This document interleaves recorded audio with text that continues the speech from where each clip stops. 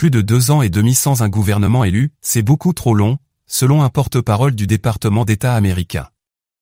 Les États-Unis sont très préoccupés par les crises humanitaires, sécuritaires et politiques qui agitent Haïti mais réitèrent son soutien infaillible au Premier ministre Ariel Henry, selon ce qu'a déclaré un porte-parole du département d'État américain, alors que le chef du gouvernement de facto s'est montré incapable à apporter des solutions aux problèmes les plus urgents du peuple haïtien et à sortir la première république noire du monde entier de l'impasse.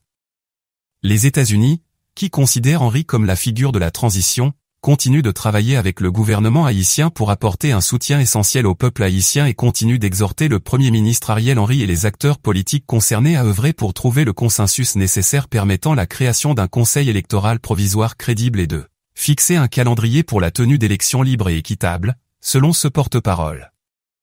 Les États-Unis reconnaissent qu'il est anormal qu'après plus de 2 ans et demi de la période intérimaire d'Ariel Henry qu'un gouvernement élu ne soit pas installé à la tête du pays et se joigne à la communauté internationale et au peuple haïtien pour appeler à des progrès urgents. Le gouvernement américain travaille également en étroite collaboration avec des dizaines de parties prenantes haïtiennes, notamment des acteurs politiques, des dirigeants de la société civile et des leaders religieux afin de discuter et résoudre les problèmes humanitaires, sécuritaires et politiques actuels en Haïti, selon ce qu'a laissé entendre ce porte-parole. Préoccupé par le manque de progrès réalisé sur la voie politique à suivre pour Haïti, le gouvernement américain appelle une fois de plus tous les acteurs politiques, y compris le Premier ministre Ariel Henry, à s'engager de bonne foi pour trouver d'urgence une solution à la crise politique, réaffirmant que les élections sont la seule voie légitime vers l'ordre démocratique et la stabilité en Haïti. L'administration Biden continue de soutenir les efforts visant à parvenir à une décision sur la voie politique à suivre avec les parties prenantes haïtiennes dans l'intérêt du peuple haïtien, mais des progrès dans ce domaine sont essentiels, a fait savoir ce porte-parole du ministère américain des Affaires étrangères. Interrogé sur la position exprimée par un groupe de sénateurs américains ayant dénoncé les tentatives du Premier ministre Henry de consolider le pouvoir et exhorter l'administration Biden à intervenir, le porte-parole n'a pas souhaité faire de commentaires.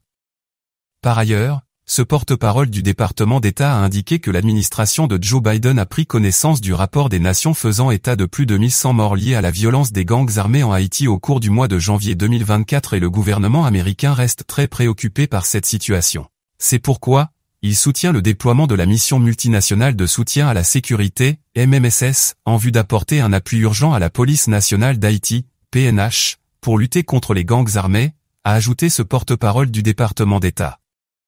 Interrogé également sur la mort violente de 5 agents de la Brigade de protection des aires protégées, BSAP, et les conditions dégradantes dans lesquelles ils ont été inhumés dans des fosses communes, ce porte-parole du département d'État n'a pas voulu non plus répondre renvoyant au gouvernement Haïti.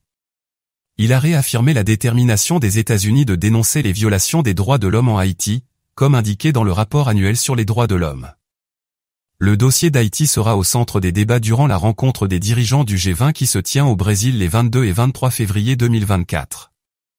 Des rencontres sont prévues entre le président brésilien, les ministres des Affaires étrangères des États-Unis, de la Russie et de la Chine, entre autres, sur la crise politique en Haïti.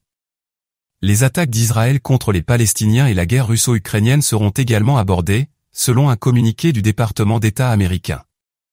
Plusieurs représentants du gouvernement haïtien dont le ministre des Affaires étrangères Jean-Victor Généu prendront également part aux discussions. Un texte de Darbous Figaro de Caribbean Television Network transformé en version vidéo à l'aide du logiciel d'intelligence artificielle Natural Readers. Le montage a été effectué par Kémy Némigué. Vous pouvez lire le texte sur notre site internet www.ctninfo.com.